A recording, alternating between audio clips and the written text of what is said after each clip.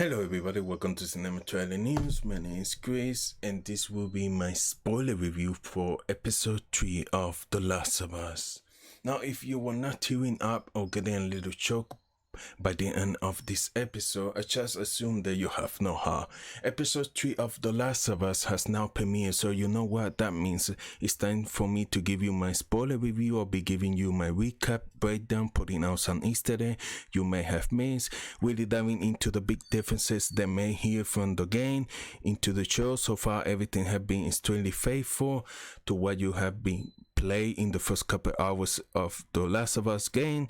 In episode 3 they finally went a completely different direction, not too far off but enough where I think it left fans of the video game a little bit surprised by the end of this episode, and honestly for the better. I get more detail about it here, but The Last of Us is one of those rare adaptations where as I'm watching it, I'm telling myself I like the way they're doing it here better than in the video game, just being honest. But I know not everybody loved this episode. I already seen some of the comments calling it a filler episode, a waste of an episode. Where is Joel and Ellie? And okay, here we go. Now you're totally valid for feeling that way, but let's start from the beginning and work our way to this episode. So we start off with the morning after test day, where we see Joe is kind of grieving a bit is in his own way and stacking rocks, exactly what I would do if I lost a loved one. But really, most notably, I feel the tension between Joe and Ellie is still high. He doesn't exactly want to protect this girl. He doesn't exactly feel any admiration for her, and I would even say Ellie almost feel this same way. One of the biggest things I was noticing from the way the show was handling the small interaction as they were working together compared to the video game is in the game you will have this like random off conversation where you're walking to the next town or the next checkpoint building, wherever in the game. The little back and forth between Joe and Ellie was a little bit more friendly, a little bit more happier, and you can see that they were starting to grow a bond as the game was progressing. Here in the show, they were like arriving to the convenience store, and I just don't feel that Joe completely admires Ellie. Yeah, to be a little more specific here, when Ellie points out the arcade machine, this is something directly pushed from the games, except in the game was this made up arcade machine that doesn't exist here. They transfer out for a Mortal Kombat machine, but the dialogue is similar. Would you play this before? No, but I had a friend that knew everything about this game. I was never a big fan of these things. You ever play this one? I had a friend who knew everything about this game. Oh, and that's what I mean when you can tell Joe is a little softer on her and is a little willing to open up with her.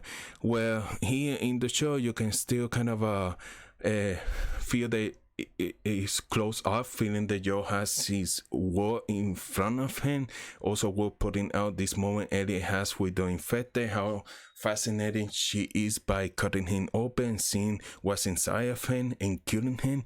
That is something that the creative team of HBO series kind of wants to forefront, and it's this fascination of violence and death that Ellie has, because once we get to the second season, there is now confirmed they adapt the events of the second game. Ellie is one violent individual, eventually bringing us to where Joe and Ellie witness some body skeleton on the floor of innocent civilians they probably were not infected but were getting rid of, similar to Joe's daughter Sarah, flashing us back to the beginning of the pandemic with the cordyceps all the way to 2003.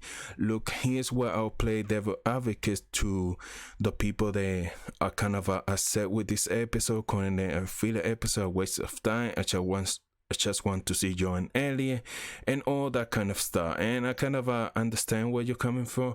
But back when I would watch The Walking Dead, I dreaded episodes that were entirely based on backstory of one of the characters that will be dead by the end of that season. And I go, and what was the point of learning that backstory and wasting a whole episode of them? It's something commonplace with apocalyptic show. It's kind of the full episode backstory on certain character. I'm not entirely surprised that there is a group of people that weren't happy with this episode. But for me personally, as a fan of the game, I was never a big fan of the Bill character. It's always a section of the game I found so annoying because it's an unlikable character. He's rude to Ellie, he's rude to Joel, almost unbearable, but I guess for good reason. The man is a survivalist.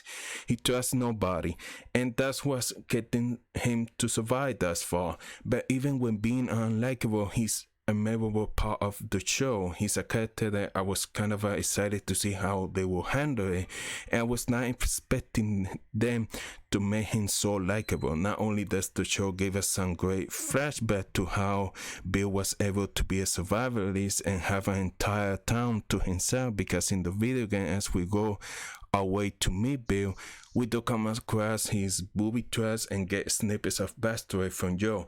In the HBO show, they kind of give us the liberty to see all that, and I thought that was fun on its own.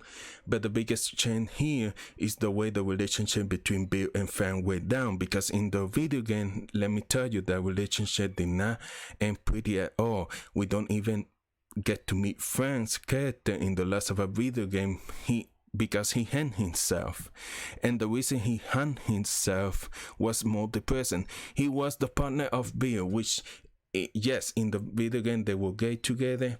Don't think they changed that for the show, because I already seen people try to say that. But Frank detailed a letter that is so miserable living in the apocalypse, but even more miserable that he has to go through with Bill. That would just rather off himself than live another day with him.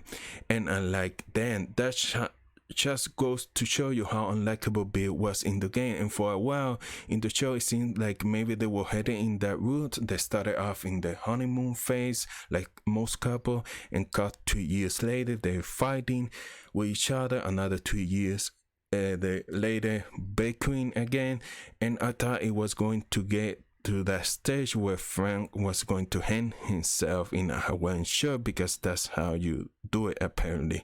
But instead it turned out to be one of the most tragic and beautiful love story ever put on television, man. Like, this was just heartbreaking in some of the best way. I mentioned it's a cliche that in this apocalyptic zombie type of show to give us a whole episode dedicated to some backstory.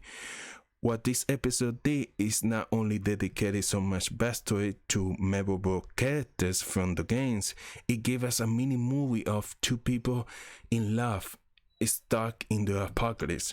And watching the relationship, the garden they have going on, the lights, the fancy cooking, I'm thinking to myself, if I was in the zombie apocalypse and this was my life the rest all the way through, I would be so lucky. And trust me, there are and not depressing things that happens as the Last of Us story progresses from this game. And the second game, I was kind of nice just to get this one-off story, even the way they included Tess and Joe into the flashback, interlinking the story to where Joe has a reason to bring Ellie there, because the only piece of information that we get in the game is that Bill owes Joe a favor, which we never find out what that was. I honestly just can't stress enough how much I love the way they handled this, and it's so much better than it was in the game. I do see some fans mention that they feel cheated of some of the cool action sequences that happen between Joe and Bill in the town. Like, one in memory is when Joe is hanging upside and he's shooting clickers and running, and I was kind of hoping they would create that for the show here, and that would have been perfect time. They could honestly still recreate that, just in a different point and with different context. But honestly, more happy with the story we got. I was invested with this character and actually good to really like and care about them. And then just bang clickers dying left and right, like that could get boring after a while. So I definitely say be patient and wait for some of the moments that you like from the games that could be inserted somewhere else.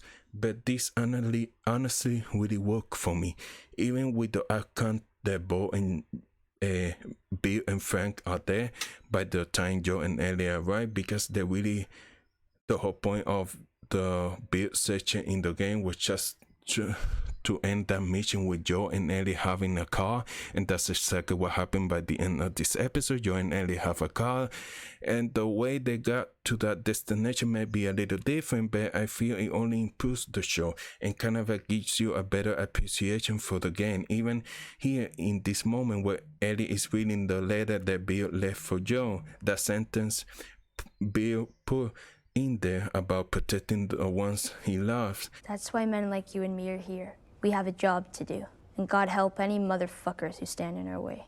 That is some great foreshadowing for things that we're about to see, where Joe has to protect Elliot down the line, and it shows to me how Joe had loved Tess even he wasn't willing to admit it. The similar way that Bill had trouble showing his love for Frank, it was a parallel relationship that it kind of had.